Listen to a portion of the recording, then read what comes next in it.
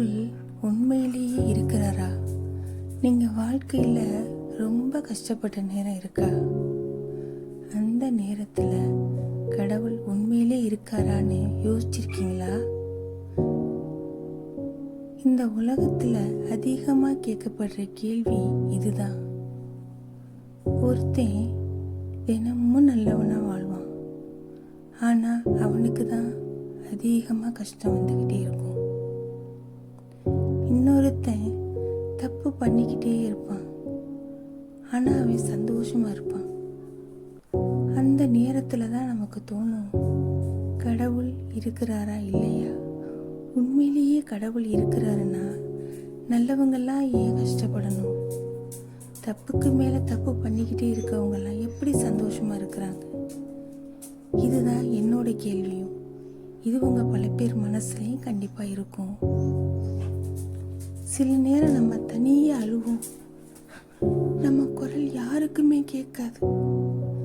அந்த இரவு நேரத்தில் சீலிங்கை பார்த்துக்கிட்டு என்னை யாராவது புரிஞ்சுக்கிறீங்களா அப்படின்னு யோசிப்போம். நம்ம புரிஞ்சுக்கிட்டவங்க யாருமே இல்லை அப்படிங்கிறது நமக்கு அப்பதான் தெரியும்.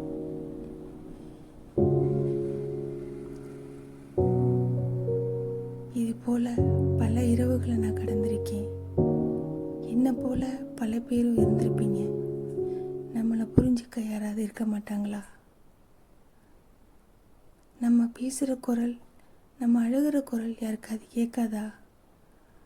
இப்படியெல்லாம் நிறைய யோசிச்சுக்கிட்டே இருந்திருக்கேன். கடவுள் இருக்காரா இல்லையா, அதுக்கு யாராலையும் ப்ரூஃப் கொடுக்கவே முடியாது. ஆனால் நம்ம வாழ்க்கையில் சில விஷயங்கள் நடக்கும்போது அது சாதாரணமாக தோணாது. என்னோட வாழ்க்கையிலையும் அப்படி ஒரு விஷயம் நடந்திருக்கு. இதுக்கு மேலே என்ன பண்ணுறதுனே தெரியல அப்படிங்கிற ஒரு சூழ்நிலையில் ஏதோ ஒரு வழியில் யாரோ ஒருத்தர் மூலமாக கடவுள் நான் இருக்கிறேன் அப்படிங்கிறத காமிப்பார். என்னோட வாழ்க்கையில் நடந்த ஒரு விஷயம்.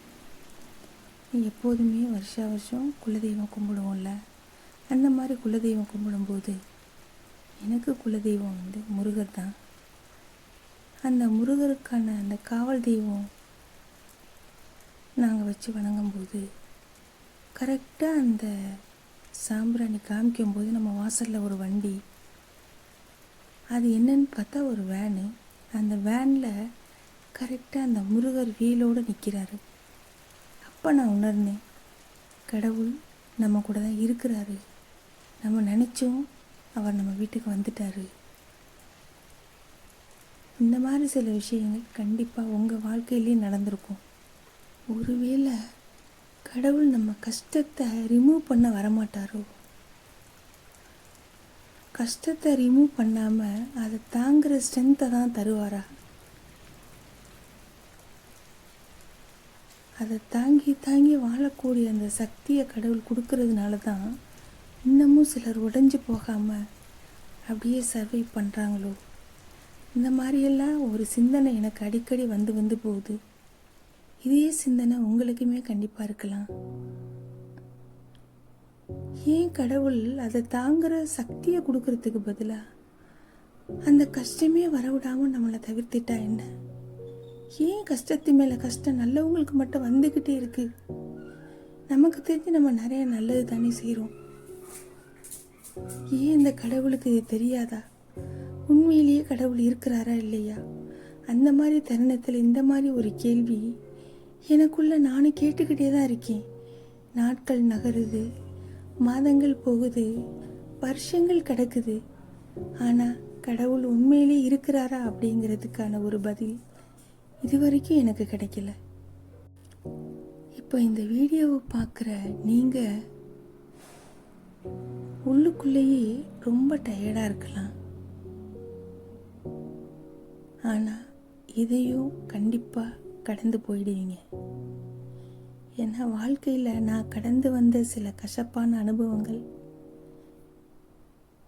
ரொம்ப வெளியில் வர முடியாமல் இருந்த ஒரு மன உளைச்சல், இது எல்லாமே என்னை போல் பல பேருக்கு இருக்கும். கண்டிப்பாக அவங்களும் காலத்தோட கட்டாயம் அதெல்லாம் கடந்து தான் வந்துக்கிட்டு இருப்பீங்க.